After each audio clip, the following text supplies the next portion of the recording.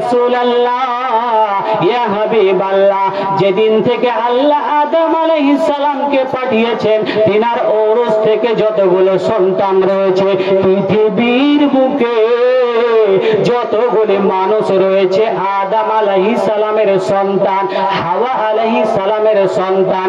অতএব তার সন্তানের জন্য দুঃখিত, তার সন্তানের জন্য আনন্দিত। বলে কেন আনন্দিত? বলে ডান পার্শ্বে যেইগুলি রয়েছে সেইগুলি হচ্ছে জান্নাতি রূহ। অতএব জান্নাতি রূহদের দিকে যখন তাকাচ্ছেন, তিনি আনন্দিত হচ্ছেন যে এই ছেলেগুলি আমার জান্নাতে প্রবেশ করবে। আর যেখানে আদম আলাইহিস সালাম রয়েছেন, মুসা আলাইহিস সালাম রয়েছেন, সমস্ত দামি দামি বড় বড় নবী রাসূলগণ রয়েছেন, সমস্ত নবী রাসূলদের উপস্থিতিতে বিশ্ব নবী সাল্লাল্লাহু আলাইহি সাল্লামকে সামনে থেকে ডাক দিচ্ছেন, মুহাম্মদ আপনি চলে আসুন, আপনার স্থান, আপনার অবস্থান, আপনার মাকাম, আপনার মর্যাদা সবার সামনে। বিশ্বনবীজি চলে আসলেন সামনে। এজন্য তো বিশ্বনবী বলেছেন যে নাহনুল আখিরুন, আমরা তো এসেছি সবার শেষে। ওয়াসাবিকুনা ইয়াউমাল কিয়ামা, কিয়ামতের দিন যখন আমরা উঠব, আমার উম্মত সবাই সব উম্মতের সামনে হবে, সমস্ত নবী রাসূলদের সামনে হবে, আমার উম্মতের কাতার হবে সব উপরে, সব সামনে। তাহলে আসলাম পরে, আর কিয়ামতের দিন আমাদের অবস্থান, আমাদের মর্যাদা সবার উপরে। জি, তাহলে আমল কেমন করতে হবে? আল্লাহ তাবারাক ওয়া তাআলা বলছেন, ওয়া মান ইয়াবতাগি গায়রাল ইসলামি দীনান ফালান ইউকবালা মিনহু ওয়া হুয়া ফিল আখিরাতি মিনাল খাসিরিন। তার মানে বোঝা গেল সমস্ত নবী রাসূলদের সামনে আমার আপনার নবী, বিশ্ব নবী, নবী মুহাম্মদ রাসূলুল্লাহ সাল্লাল্লাহু আলাইহি সাল্লামকে এজন্য ডাকলেন যে বিশ্ব নবী এসে যাওয়ার পরে কোন নবী রাসূলের নিয়ম নীতি চলবে না। আমার আপনার নবী, নবী মুহাম্মদ রাসূলুল্লাহ সাল্লাল্লাহু আলাইহি সাল্লামের নিয়ম নীতিতে চলতে হবে। তিনি হচ্ছেন আইডিয়াল, তিনি হচ্ছেন আমাদের লক্ষ্য, তিনি হচ্ছেন আমাদের নেতা। আজকের যুবকদের দেখা যায় যে আমরা বলি আমরা মুহাম্মদকে ভালোবাসি, কিন্তু চুল কেটেছে শাহরুখ খানের মতো। আজকের যুবক বলে আমি বিশ্বনবীকে ভালোবাসি, প্যান্ট পরেছে শাহরুখ খানের মতো। আজকের যুবক বলে বিশ্বনবীকে ভালোবাসি, আমার আইডিয়াল বিশ্বনবী, কিন্তু তার চলাফেরা অন্য কারো মতো।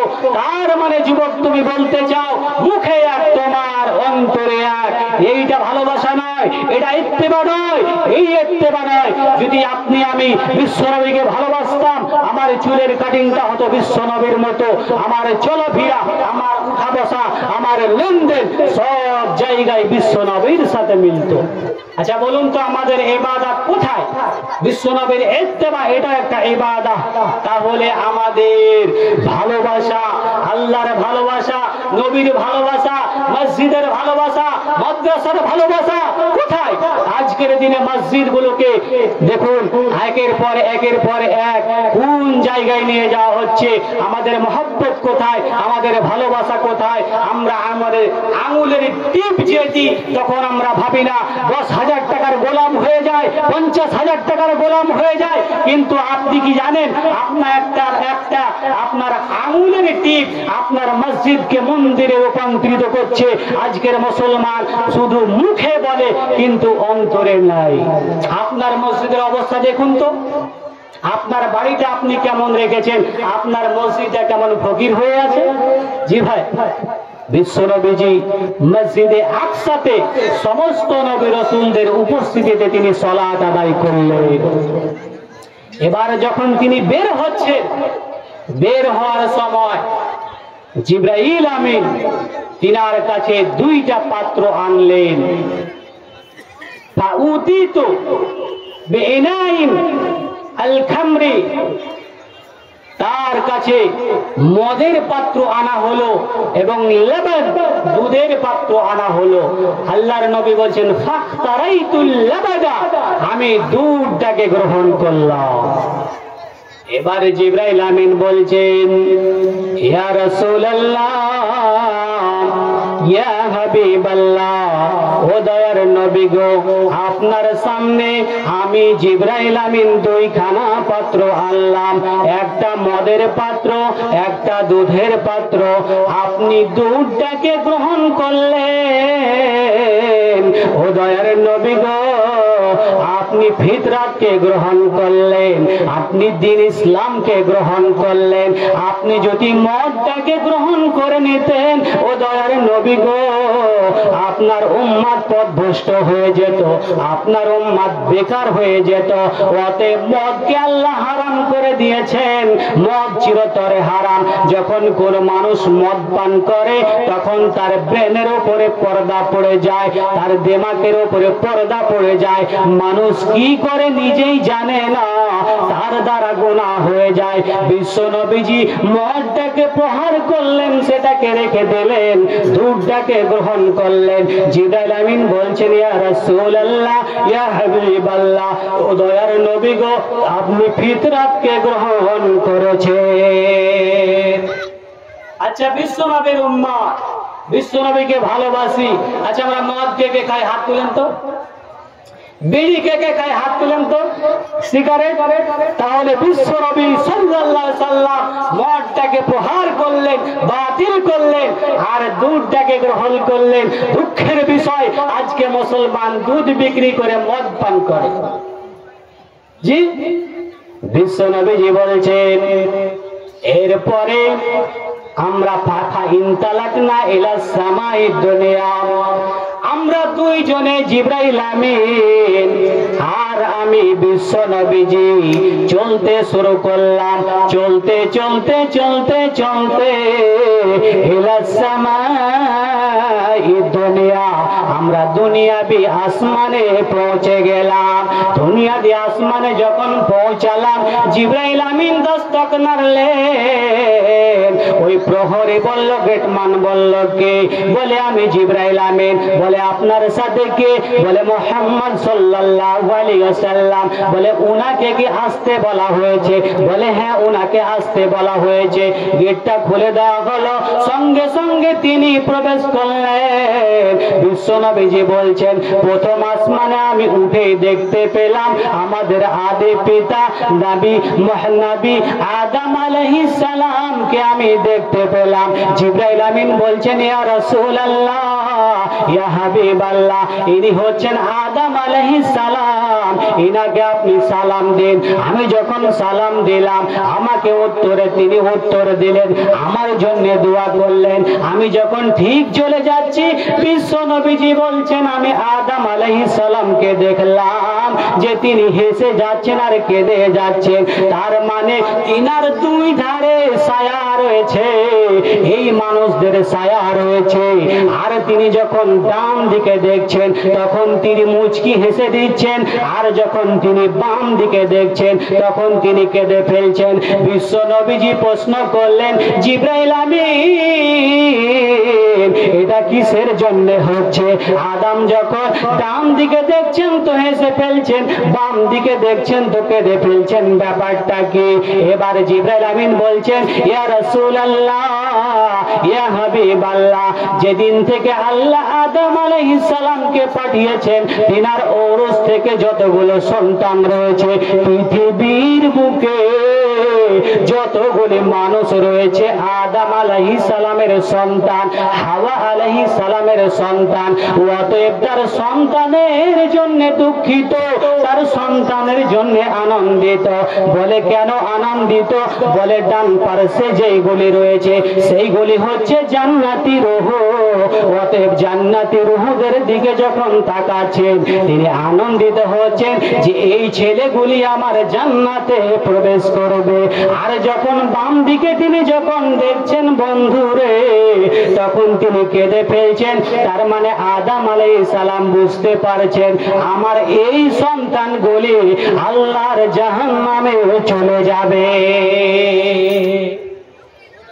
আবার একই অবস্থা, আবার আমরা চলতে শুরু করলাম। দ্বিতীয় নম্বর আসমানে যখন গেলাম, আবার দরজা খোলা হলো এবং সেখানে আমরা দেখতে পেলাম ইয়াহিয়া আলাইহিস সালাম এবং ঈসা আলাইহিস সালামকে আমরা দেখতে পেলাম। সেখান থেকে তিনি চলে গেলেন আবার 3 নম্বর আসমানে, সেখানে দেখতে পেলেন নবী ইউসুফ আলাইহিস সালামকে।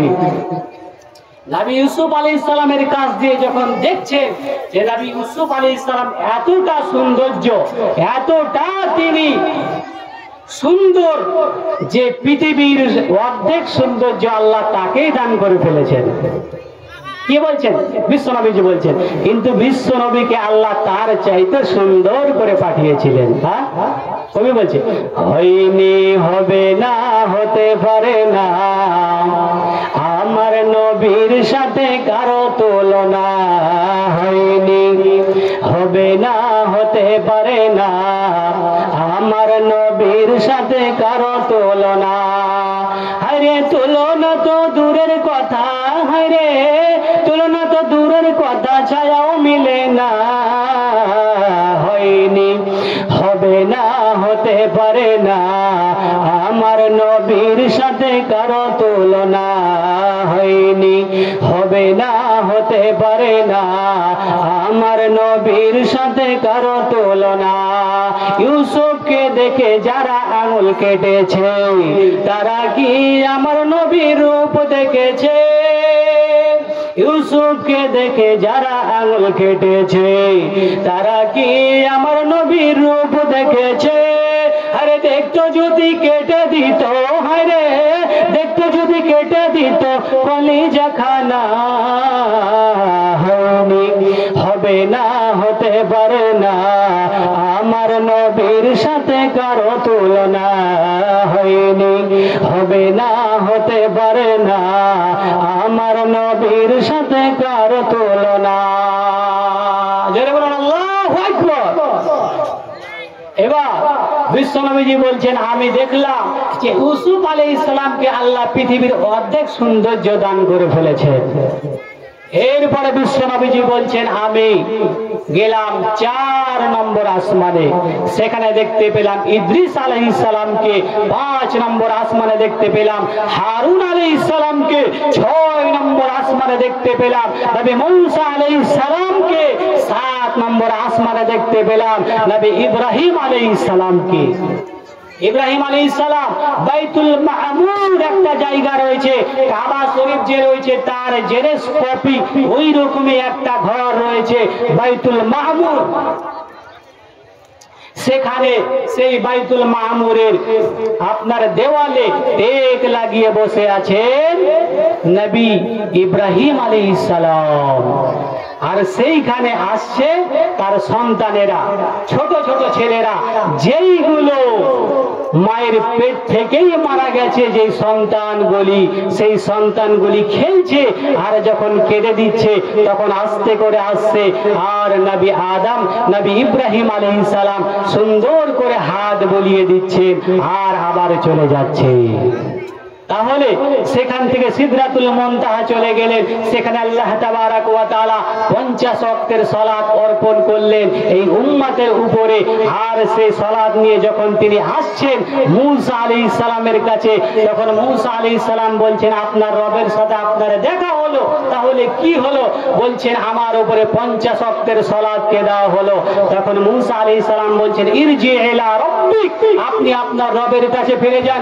ফাসআলহু তাকফিফা, আপনি কম করার জন্য বলুন। ফাইন্না উম্মাতাকা ইউতিকুনাহু, আপনার উম্মত বড় দুর্বল, তারা সালাত আদায় করতে পারবে না 50 ওয়াক্তের। বিশ্বনবী বলছেন, ফারাজাতু ইলা রাব্বি, আমি আমার রবের কাছে গেলাম। ফাসআলহু তাকফিফা, আমি কম করার জন্য বললাম। হাত্তা ইকাফিফু 50, এরপরে 5 কমিয়ে দেওয়া হলো। আমি আবার আসলাম, আবার মূসা আলাইহিস সালাম বলছেন, কি ব্যাপার?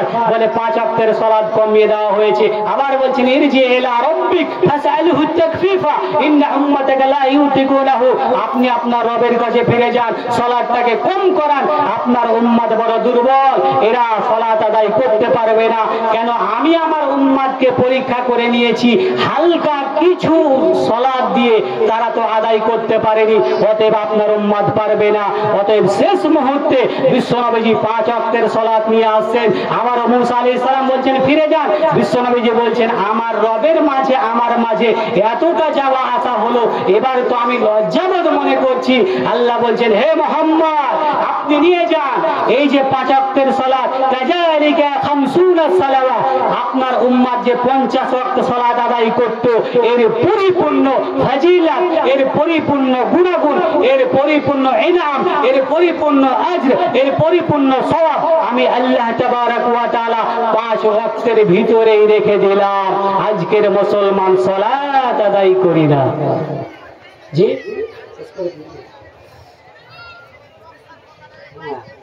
তো ভাই আল্লাহ তাবারক ওয়া তাআলা বলছেন ইন্নাস সালাতা তানহা আনিল ফাহশাই ওয়াল মুনকার, নিশ্চয় নামাজ মানুষকে খারাপ কাজ থেকে বিরত রাখে। আজকের দিনে মুসলমান সালাত আদায় করে আবার ঘুষ খায়, সালাত আদায় করে বিড়ি পান করে, তার মানে যেই সালাতের কথা আল্লাহ বলেছেন সেই সালাত আমাদের হচ্ছে না মনে হয়। আপনি একটা ছাতা নিয়ে যাচ্ছেন আবার আপনি ভিজে যাচ্ছেন, রেনকোট পরে আছেন আবার আপনি ভিজে যাচ্ছেন, তার মানে বুঝতে হবে আপনার রেনকোট ফাটা, চাকুর সব হচ্ছে কেটে যাওয়া, এখন কাটছে না, তার মানে বুঝে নিতে হবে ধার নাই, আপনাকে সাম দিতে হবে। অর্থাৎ সালাতের গুণাগুণ হচ্ছে আপনাকে ধুয়ে মুছে সাফ করে দেবে। ইন্নাল হাসানাতা ইউযহিবুনাস সাইয়্যাত, মানুষের ছোট ছোট সাগীরা গুনাহগুলি আল্লাহ তাবারক ওয়া তাআলা উযুর মাধ্যমে ধুয়ে সাফ করে দেয়, সালাতের মধ্যে ধুয়ে সাফ করে দেয়। কিছু বড় গুনাহ আমরা খারাপ মনে করি, সাহাবীদের দ্বারা ভুল ক্রমে হয়ে গেছে, বিশ্বনবীর কাছে এসে বলছেন ইয়া রাসূলুল্লাহ আমার দ্বারা এই হয়ে গেছে, আপনি আমার উপর হাত জারি করুন, হাত জারি করুন, আমাকে রজম করুন। বিশ্বনবী বলছেন সালাত আদায় করো, সালাত আদায় হয়ে গেল, তখন বলছে কে বলেছিলে? বলছে আমি, হাত জারি করুন। আল্লাহর নবী বলছেন তুমি কি আমার সাথে সালাত আদায় করলে না? আল্লাহ তাবারক ওয়া তাআলা কাদ গফারা লাকুম, তোমাকে আল্লাহ ক্ষমা করে দিয়েছে, মানে সালাত আদায় করেছো, তুমি যে রজম হয়ে যেতে সেই গুনাহটাও আল্লাহ সালাত আদায় করার কারণে মাফ করে দিয়েছেন। ইন্নাল হাসানাতা ইউযহিবুনাস সাইয়্যাত, নিঃসন্দেহে ভালো আমল, ভালো কাজ, দান খয়রাত সাদকা, এইগুলো মানুষের ভাগ্যকে পরিবর্তন করে দেয়। অতএব আমি আশা রাখবো আমার পরবর্তী আব্দুল শাকুর বড় ভাইয়ের কাছে আপনারা কিছু মোটা অঙ্কের দান দেবেন।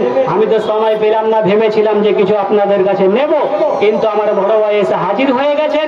অতএব আপনারা যে যা নিয়ে এসেছেন আপনারা আল্লাহ রাস্তায় খরচা করবেন। খরচা একটা বাড়ি বানালেন আর বলছেন যে দান করে দিলাম, এটা কেমন কথা?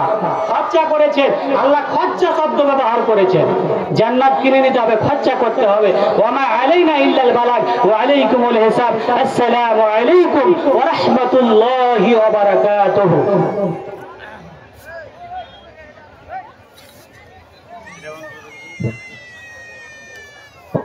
মাশাআল্লাহ।